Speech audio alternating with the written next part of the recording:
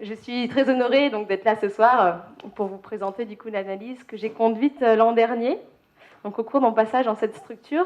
Et je tiens évidemment à remercier très chaleureusement l'ensemble des membres de la chaîne de l'espoir, dont je reconnais les têtes ici, et l'ensemble des personnes qui m'ont aidée pour ce stage l'an dernier, avec évidemment en particulier une attention pour Claire Rieu et Aurélie Brousse, qui n'est malheureusement pas là ce soir, mais qui m'ont soutenue durant l'ensemble de mon projet. Pour les autres personnes, évidemment, pour tous ceux qui sont ici ce soir, je suis ravie que vous soyez là pour écouter cette présentation et m'excuse par avance des approximations médicales qui jalonneront mes propos. Donc, quand j'ai débuté ce travail, 2 consignes m'ont été données.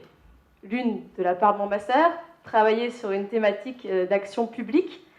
L'autre de la part des professeurs de Loche, vous l'avez compris, travailler sur l'enfant cardiaque. Jamais 203. J'ai ajouté la nature de la chaîne de l'espoir, c'est-à-dire la notion d'ONG aux discussions. Et je suis arrivée au thème que je vais aborder aujourd'hui avec vous, ce soir, qui est comment une ONG médicale devient-elle un acteur de politique de santé.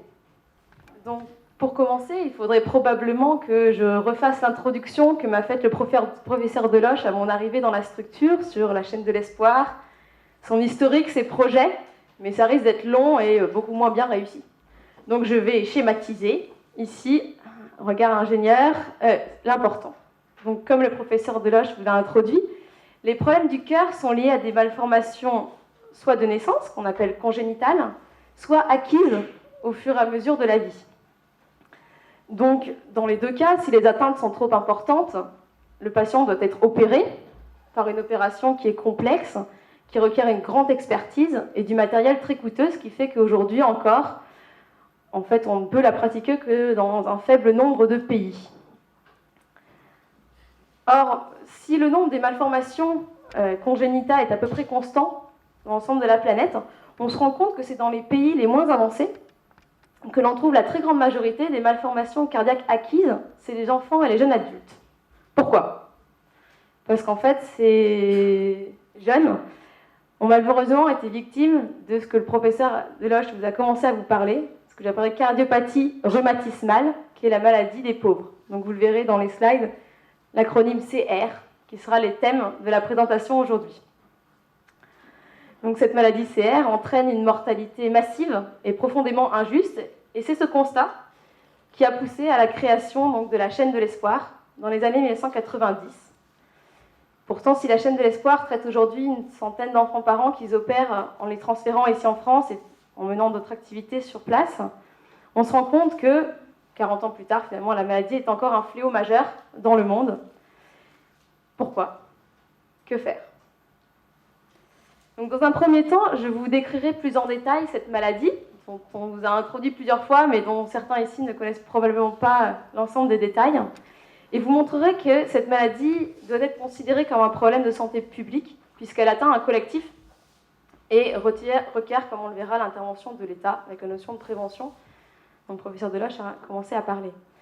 Et que ce problème, malheureusement, est oublié de tous. Puis, je me focaliserai sur le Sénégal, qui a été mon terrain d'étude pendant, justement, ces 4 mois, et j'aborderai, en dernière partie, la place de la chaîne de l'espoir dans la gestion des soins et la gestion de la santé. Donc, première partie, les cardiopathies rhumatismales. Donc, tout d'abord, qu'est-ce qu'une cardiopathie rhumatismale ? On vous en parle. Je pense qu'il est temps maintenant d'introduire le grand héros de la soirée. Donc une cardiopathie rhumatismale est une atteinte cardiaque mortelle qui se développe suite à une réaction auto-immune disproportionnée chez certaines personnes sensibles suite à une angine bactérienne, c'est-à-dire l'angine que vous avez tous déjà probablement eue. En effet, pour schématiser, la bactérie arrive donc au niveau de la gorge, créant l'angine et imposant au corps du coup de réagir. Chez les personnes non sensibles, donc normales, le système immunitaire va combattre cette bactérie et la détruire. Chez les personnes qui sont sensibles, malheureusement, le système immunitaire va, en plus de détruire la bactérie, détruire certains de ses propres tissus. On va observer une inflammation des rhumatismes, des articulations, on parle de rhumatisme, avec l'acronyme RAA, rhumatisme articulaire aigu.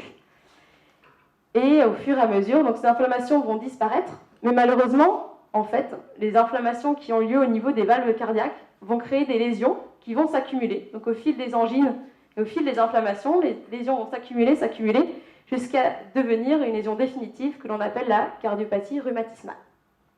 Donc voilà, vous l'avez tous compris, une angine cause une maladie mortelle du cœur. En France, il y a aussi des personnes sensibles, comme partout dans le monde, mais en général, quand on a une angine, on va chez le médecin, qui donne des antibiotiques, les bactéries sont tuées, le système immunitaire n'a pas le temps de s'emballer, et on ne meurt pas d'une maladie cardiaque. Maintenant, voyons un peu les chiffres. C'est mon côté scientifique, mais c'est quand même important. Donc, pour montrer le fardeau médical que représente cette maladie, je l'ai comparé au sida, que vous connaissez tous très bien. Et ce dont on se rend compte, donc le sida est représenté en bleu, les chiffres à droite, et les cardiopathies rhumatismales en orange à gauche.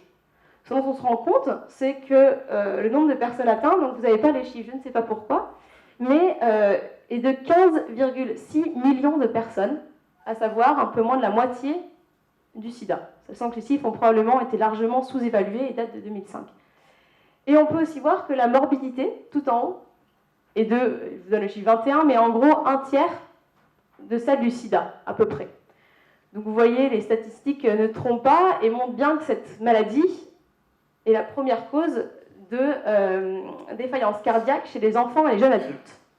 Donc maintenant, vous devez vraiment commencer à vous demander pourquoi vous n'êtes pas forcément au courant de cette maladie. Mais en plus d'être un fardeau médical, c'est un fardeau socio-économique très important pour ces pays, puisque cette maladie touche prioritairement les femmes et les enfants, mais aussi un fardeau économique, parce qu'elle pèse sur les systèmes de santé des pays, elle ruine les familles, et elle vole à de nombreux jeunes leurs années de productivité. Petit calcul, là encore les chiffres, mais si on considère que 85% des enfants de moins de 20 ans dans le monde vivent dans un pays où cette maladie est endémique, on arrive au calcul de 16 millions de personnes qui, de une, ne pourront pas participer à la productivité de leur pays et nécessiteront des soins très coûteux. Donc voilà pour les chiffres. Et pourtant, on se rend compte que ce fléau est connu depuis très longtemps. En fait, au début du XXe siècle, les cardiopathies rhumatismales étaient présentes partout, dans les pays riches inclus, évidemment, et étaient la première cause de mort prématurée chez les enfants.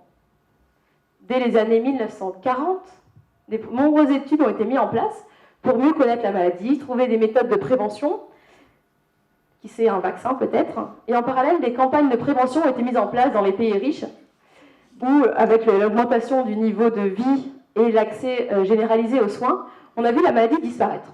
Ce qui fait qu'aujourd'hui, en France, on n'a plus de cas de cette maladie, en fait. A l'inverse, depuis 1940, la situation ne s'est pas améliorée dans les pays les moins avancés, ou très peu, et cette maladie est devenue, 80 ans plus tard, un marqueur d'inégalité sociale. Pourtant, on le voit bien avec l'exemple des pays les plus développés, cette maladie peut être éradiquée. Donc maintenant, d'une manière générale, je vais parler de la prévention. Donc la prévention, c'est l'ensemble des mesures que l'on prend pour limiter l'apparition, la progression et le développement d'une maladie spécifique. Donc selon la phase dans laquelle la prévention intervient, on parle de prévention primordiale, primaire, secondaire, tertiaire. Sachant que, comme je l'ai représenté ici, plus on arrive à une maladie qui est déjà bien développée, plus on a une prévention qui est spécifique. Vous voyez qu'une pauvre personne tout en haut à la place de l'ensemble de la population est très chère. Donc, spécifique et chère, cela induit qu'elle est beaucoup moins efficace si on considère la société entière.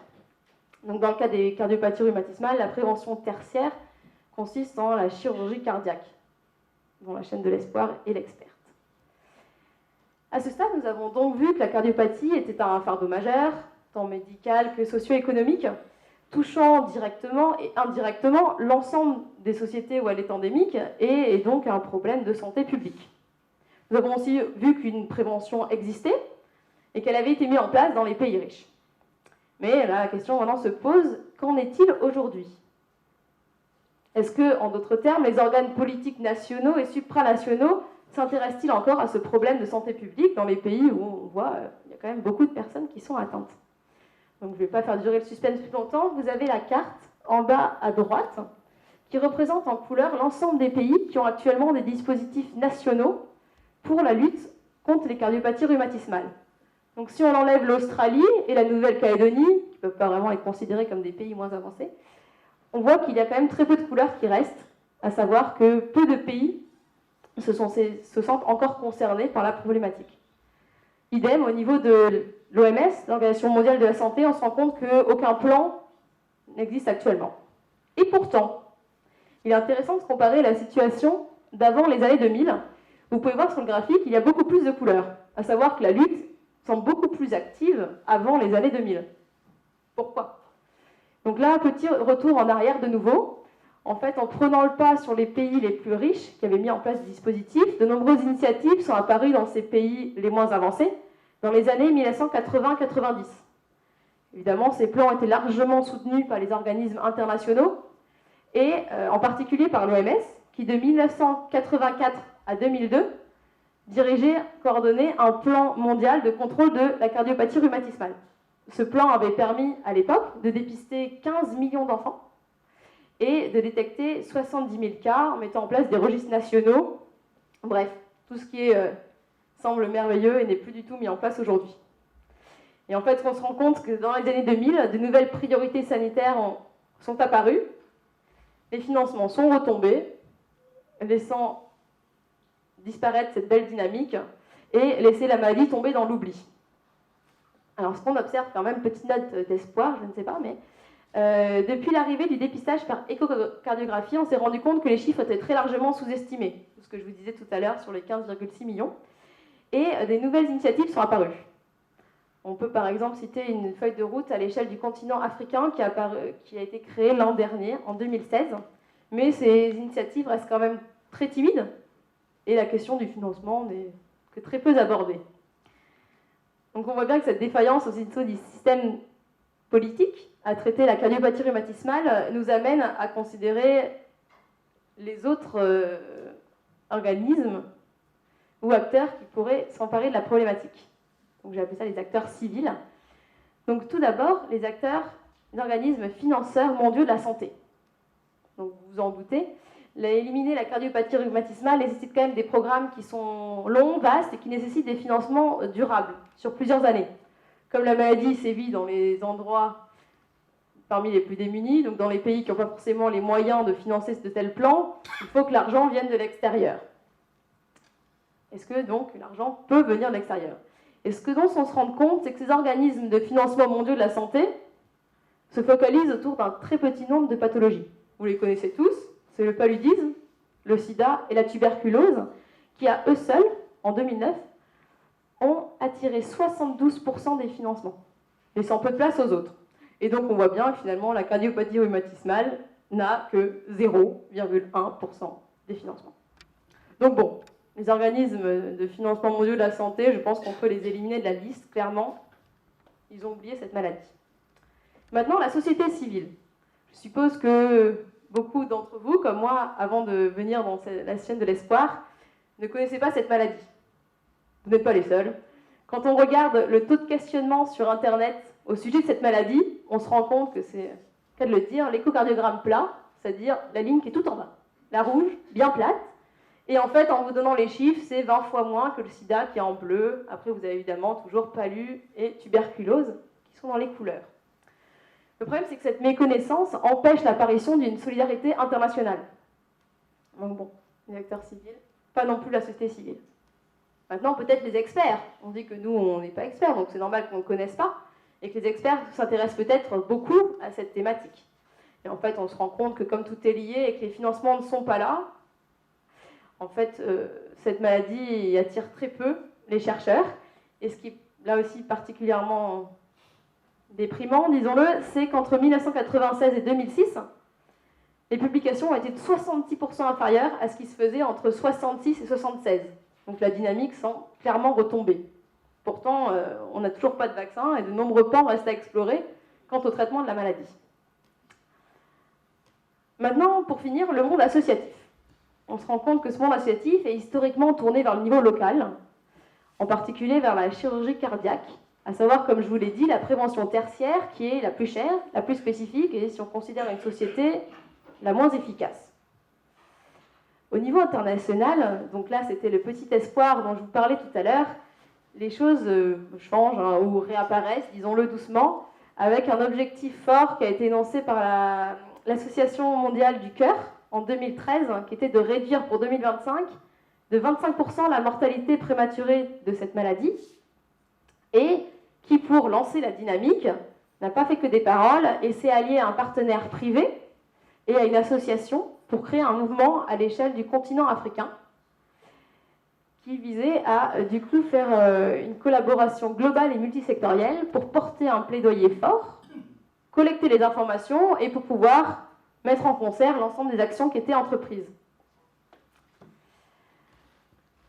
Donc on verra à suivre du coup si ce mouvement arrive à se lancer. Donc comme on l'a vu dans la première partie, les cardiopathies rhumatismales sont largement oubliées par la sphère politique et la sphère civile, et elles demeurent pourtant néanmoins un problème de santé publique qui implique l'ensemble de la société.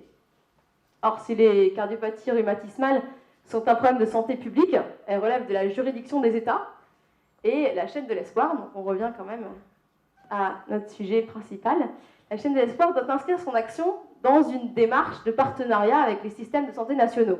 Or, qui dit démarche de partenariat impose de bien connaître ces systèmes. Et c'est pour ça que j'ai décidé de focaliser mon étude, parce que enfant cardiaque c'était vaste, cardiopathie rhumatismale ça restait très vaste, donc je me suis centrée sur un seul pays, le Sénégal. Et je vais vous parler tout d'abord donc des différents acteurs et de leur engagement, et après aborder avec vous la question du besoin. Est-ce que vraiment il y a un besoin au Sénégal? Donc, premier acteur, le gouvernement.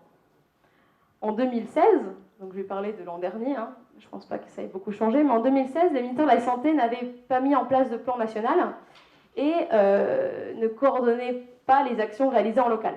Donc en regardant de plus près, il est quand même intéressant de se rendre compte que l'État, l'importance du secteur informel, donc 80% de la population, limite considérablement les financements que l'État peut récolter au nom d'une solidarité collective nationale.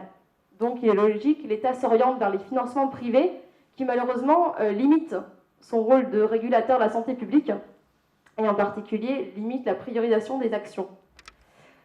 Donc l'État va chercher à attirer des financements de deux côtés. Donc d'un côté pour renforcer la part du privé dans la gestion des soins au jour le jour, en cherchant l'adhésion de tous les Sénégalais à une mutuelle, donc la CMU, et d'un autre côté, d'attirer les financements internationaux pour financer ces plans nationaux et donc répondre à un risque collectif.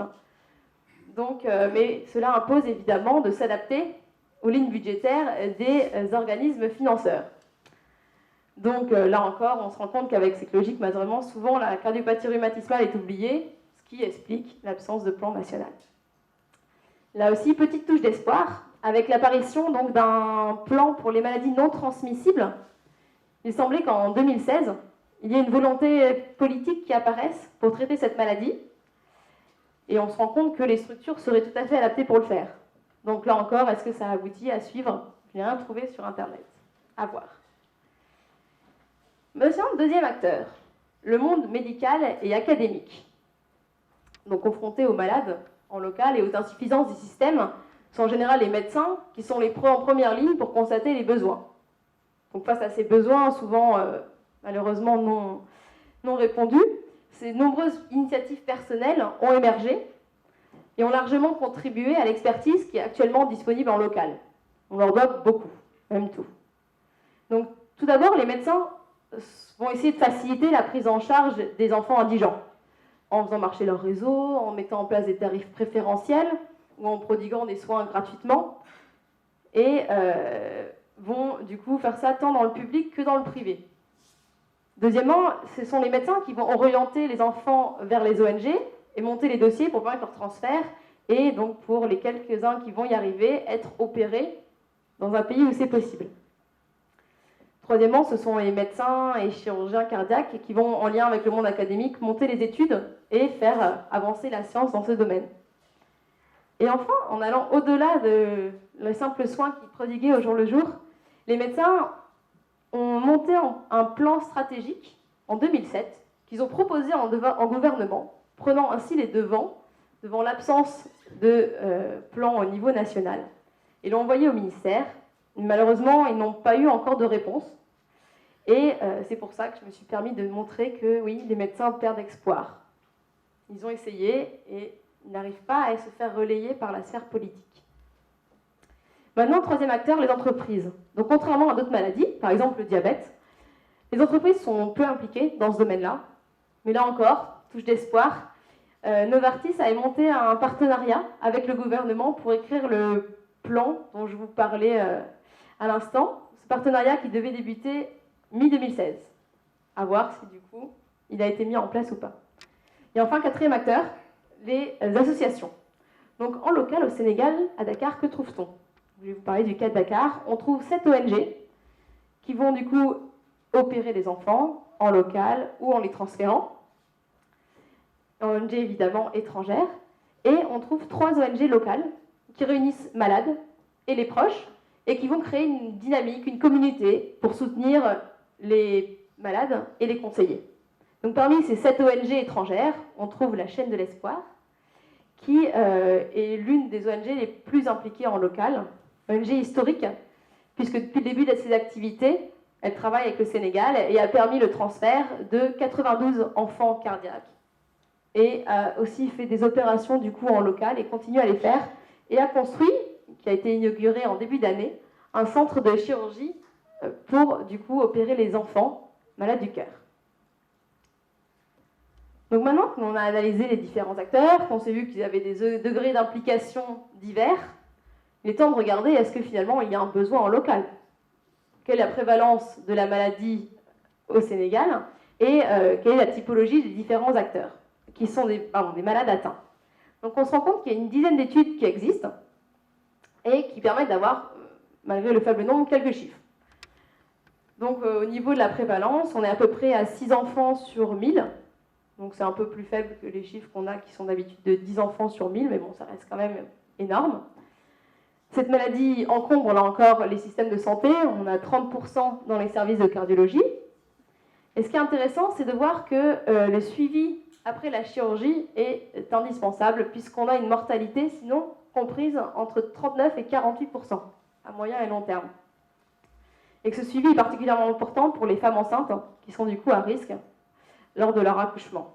On voit une mortalité de près d'un tiers, qui montre que le suivi doit aussi être intégré dans une démarche de planning familial pour ces femmes-là.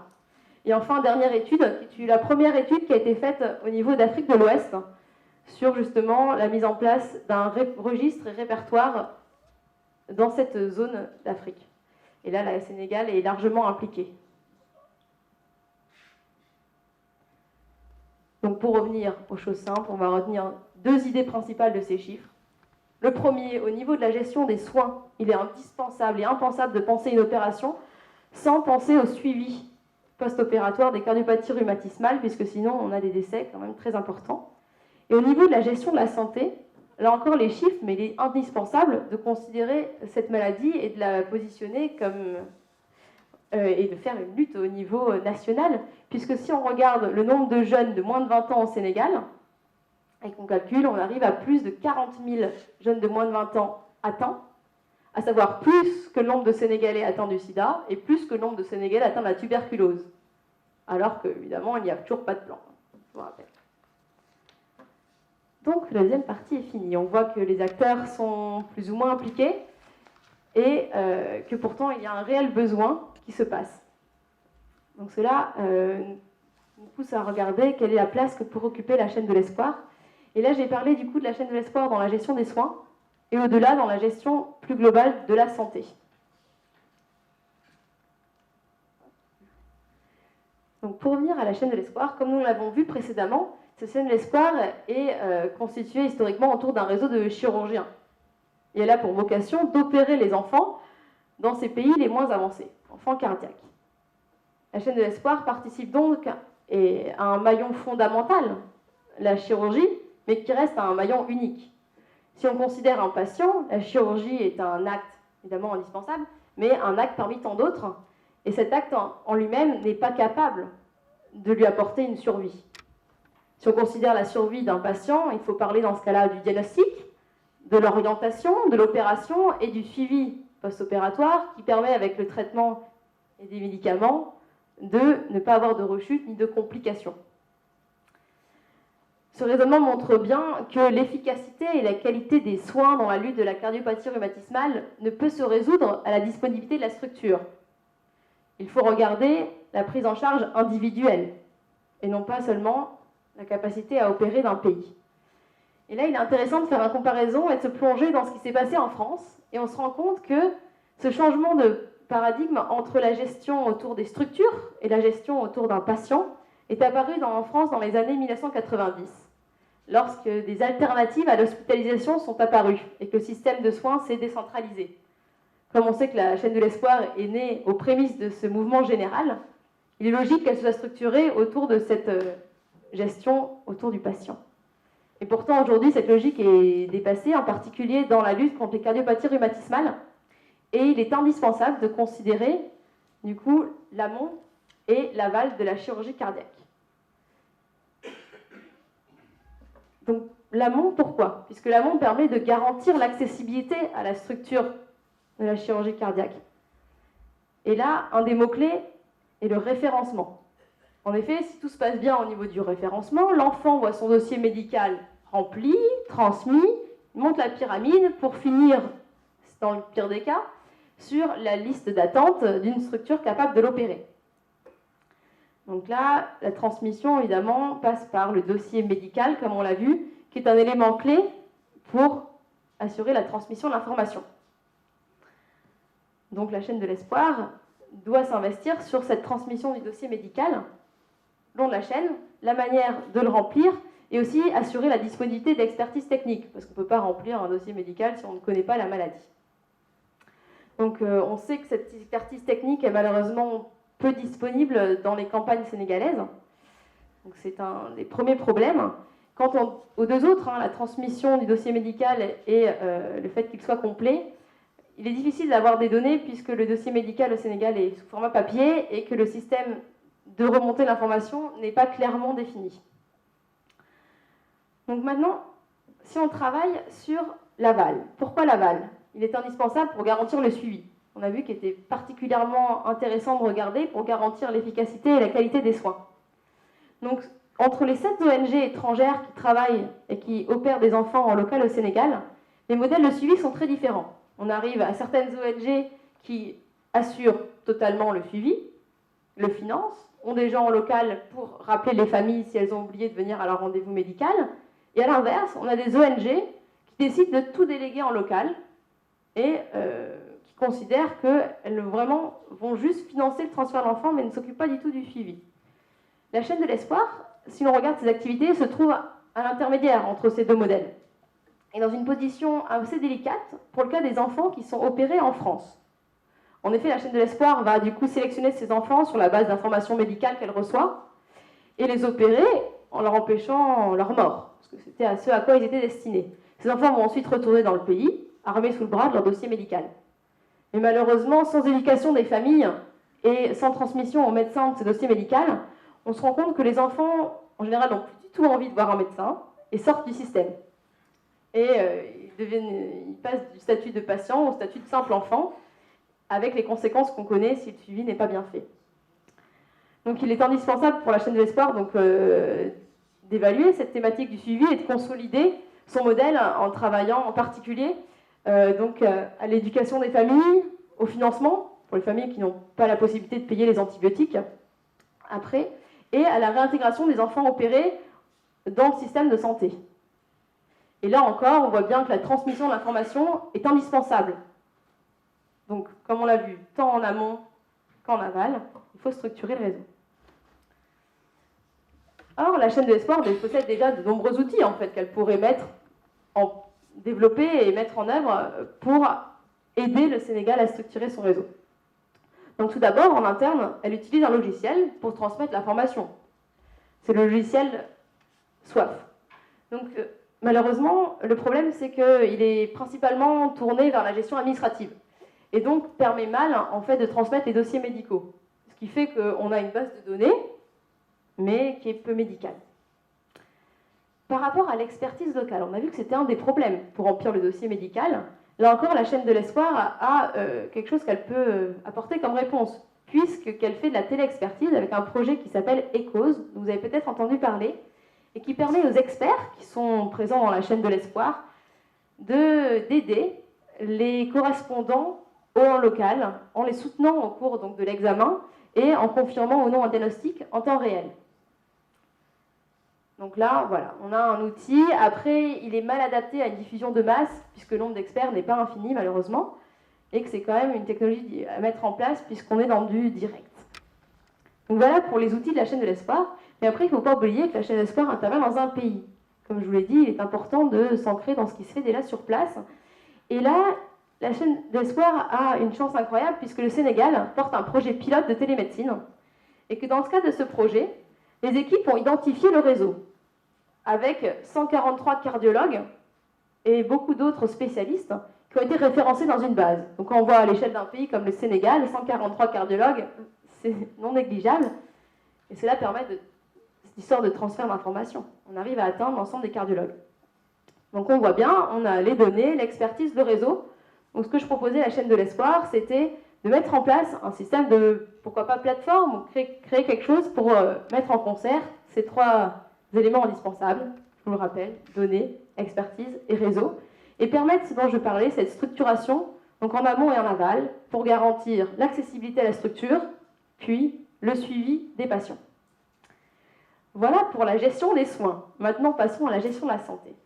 Et là, ce qui est intéressant, c'est de regarder tout d'abord la place qu'occupe la chaîne de l'espoir au Sénégal. Place très intéressante, puisque de par ses activités, la chaîne de l'espoir est évidemment un acteur connu des soins, connaît très bien les praticiens et connaît très bien les malades. Mais de plus, la chaîne de l'espoir possède d'excellentes relations avec le ministère de la Santé, qui en a même prêté du coup un de ses agents en détachement pour aider lors du projet de construction du centre cardiopédiatrique Como. Enfin, la chaîne de l'espoir, dans le cadre de ce centre, a un nouveau membre, du coup, le très renommé chanteur Youssou N'Dour, qui est devenu ambassadeur de la chaîne de l'espoir au Sénégal et qui, du coup, permet de mobiliser considérablement la société civile en local, puisque tout le monde le connaît et l'acclame.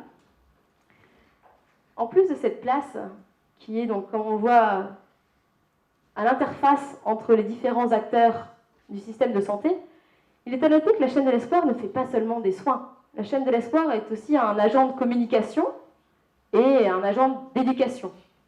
Elle est très polyvalente et a des actions dans différents endroits, à différentes temporalités. Et donc, ce qui est intéressant, c'est de voir que ces actions, en fait, peuvent du coup être mises ensemble, puisque dans le cadre d'une lutte contre les cardiopathies rhumatismales, il est intéressant de faire résonner les différentes activités pour lutter beaucoup plus efficacement contre l'impact de la maladie sur les enfants sénégalais. Donc là, vous retrouvez le schéma de tout à l'heure, donc avec la partie soins, mais que j'ai inséré dans quelque chose de beaucoup plus global, la gestion de la santé. Donc on voit du coup, pour redire donc, ce qui se fait en local déjà au Sénégal, donc on a la direction des enfants, soins enfants en France, qui s'occupe de coordonner les transferts d'enfants. On avait la direction de la communication et de la recherche qui s'occupait des financements. On avait la cellule hôpital qui s'occupait de la construction, donc du centre, et une structure en local qui permettait de faciliter les actions. Mais elles se concentrent toutes, comme on le voit bien, autour de la chirurgie cardiaque, comme vous l'avez bien compris. Maintenant, ce qui est intéressant, c'est de voir qu'en fait, la chaîne de l'espoir pourrait, avec les compétences qu'elle possède déjà, aller plus en haut, comme vous le voyez, au niveau de la prévention. Et pourrait, par exemple, grâce à ces cellules, donc communication, éducation, créer des documents de sensibilisation, de prévention, en lien avec les différentes directions concernées dans les ministères. Donc, par exemple, la direction de communication du ministère de la Santé, SNEPS, ou la direction du médico-scolaire dans le ministère de l'Éducation. Évidemment, avec l'inspection médico-scolaire, qui est le bras armé de cette direction médico-scolaire, du contrôle médical. En plus de l'aspect donc diffusion de documents de sensibilisation, elle pourrait là encore mettre à disposition son expertise pour former les cardiologues et du coup, par exemple, confirmer les cas difficiles en lien avec l'université de Dakar et là encore en lien avec l'inspection des écoles qui fait déjà du dépistage au sein des populations les plus à risque, à savoir les enfants et les adolescents. Maintenant, pour du coup voir ce qui se passe après la chirurgie et la gestion du suivi, on arrive au retour à la vie normale. Et là encore, la chaîne de l'espoir possède l'ensemble des compétences nécessaires, puisqu'elle a une cellule éducation qui est déjà une experte dans la réinsertion d'enfants et l'accès à la scolarisation. Donc là, cette cellule éducation pourrait permettre de faire re-rentrer dans le système ces enfants qui, en général, à cause de leur maladie, en sont complètement sortis, qui sont sortis de la vie active et qui sont, en général, définis par leur maladie. Voilà, donc là, ces deux projets que je présente, donc au niveau prévention et au niveau retour à vie normale, seraient évidemment aussi rendus largement possibles grâce aux très bonnes relations que la chaîne de l'espoir a avec les acteurs de santé publique en local. Ensuite, la chaîne de l'espoir pourrait aussi profiter de sa place privilégiée qu'on a vue à l'interface entre les ministères, les praticiens, les malades, la société civile, pour créer des liens qui sont particulièrement difficiles et absents aujourd'hui.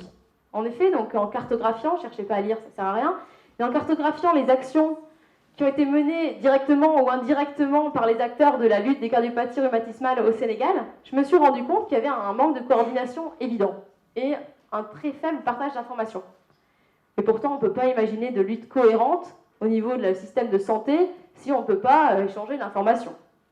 Donc sur ce schéma, j'ai représenté en rouge les actions qui avaient déjà été menées, en lien direct ou indirect avec cette lutte contre les cardiopathies rhumatismales, et en vert les actions que je proposais. Donc on retrouve, sans les lire et sans les lister, mais en haut le ministère de la Santé, en haut à droite le ministère de l'Éducation, les membres d'académie, les structures de santé, donc médicales, à gauche les entreprises, les associations de malades tout en bas, et au milieu les ONG.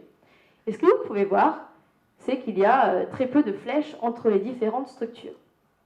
Et c'est là que la chaîne de l'espoir pourrait, avec les autres ONG, du coup, servir de lien. Donc là, directement, il y a beaucoup plus de flèches. Lien qu'elle pourrait faire par son expertise technique, qu'elle pourrait du coup apporter au ministère lors de la construction de plans nationaux de lutte, par exemple. Lien avec les financements. La chaîne de l'espoir est très forte à ça, elle le fait déjà, d'attirer des fonds. Mais là, peut-être continuer à le faire pour que durablement le fonds de solidarité puisse être approvisionné. Et enfin, la chaîne de l'espoir pourrait créer une dynamique avec les autres acteurs, donc les acteurs médicaux, des structures de santé, et les associations de la société civile et les autres ONG pour mener un plaidoyer fort pour la lutte contre les cardiopathies rhumatismales. Et cela aboutira du coup à la dernière slide. Pourquoi un plaidoyer? Bon, vous l'avez compris probablement depuis le temps, mais on voit bien que les outils, aussi puissants qu'ils soient, comme par exemple un centre de chirurgie cardio-pédiatrique, ça reste un outil malgré tout, ne suffiront pas à enrayer le fardeau que représentent les cardiopathies rhumatismales. On voit bien qu'il faut, derrière ces outils, une volonté politique forte, soudée, qui permette d'attirer des fonds sur la scène internationale. Et c'est là que la société civile et les ONG ont un rôle très fort à jouer, puisqu'elles peuvent, tout d'abord grâce à un plaidoyer national, qui est un prérequis si on veut un plaidoyer international, obliger l'État, donc ici l'État sénégalais, à inscrire cette maladie sur l'agenda politique. Dernière slide implique du coup la conclusion. Comme vous l'avez vu, la cardiopathie rhumatismale, même si vous ne connaissez pas cette maladie avant d'arriver, j'espère que vous l'avez compris maintenant, est un fardeau médical majeur, un fardeau socio-économique, et que pourtant elle est méconnue du public et elle est laissée de côté par les organes politiques nationaux et supranationaux et par les organismes financeurs. Donc, comme on l'a vu au Sénégal, comme dans de nombreux autres pays, les politiques de santé sont largement orientées vers la recherche de fonds internationaux, ce qui limite considérablement la priorisation des besoins. Donc la chaîne de l'espoir, qui est un acteur historique au Sénégal, apporte la structure manquante dans la chaîne des soins. La chirurgie cardiaque, à cœur ouvert, qu'elle a d'abord apportée en transférant les enfants en France, puis en allant opérer en local et maintenant en offrant un centre dédié. Et comme on l'a vu, cette structure de chirurgie ne peut pas à elle seule garantir l'efficacité et la qualité des soins qui doivent être considérés via l'amont et l'aval aussi de la chirurgie. Donc la chaîne de l'espoir pourrait s'investir dans cet amont et cet aval, mais aussi, pourquoi pas, aller plus loin, comme on l'a vu, en parlant de prévention, de retour à la vie normale, en créant le lien entre les différentes structures, et enfin, en œuvrant pour un plaidoyer national. Bref, en devenant acteur de la politique de santé d'un pays. Donc voilà les recommandations que j'avais faites à l'époque. qui allait du coup dans ce sens, donc étendre l'action de la chaîne de l'espoir en amont en aval, souder les services pour arriver à du coup de la transversalité, même en interne, avec l'éducation, la communication, les services départements des soins enfants en France, se servir de sa position privilégiée au Sénégal pour concilier tout le monde et intégrer le travail dans une démarche plus globale avec le mouvement dont je vous ai parlé tout à l'heure. Donc là encore, I have a dream. C'est le cas du professeur Deloche, avec son centre de chirurgie cardiopédiatrique au Sénégal. Professeur, vous êtes arrivé, et maintenant je vous demande d'aller plus loin et de croire en une lutte générale, au niveau international, contre les cardiopathies rhumatismales. Voilà. J'espère que vous pourrez croire en ce rêve.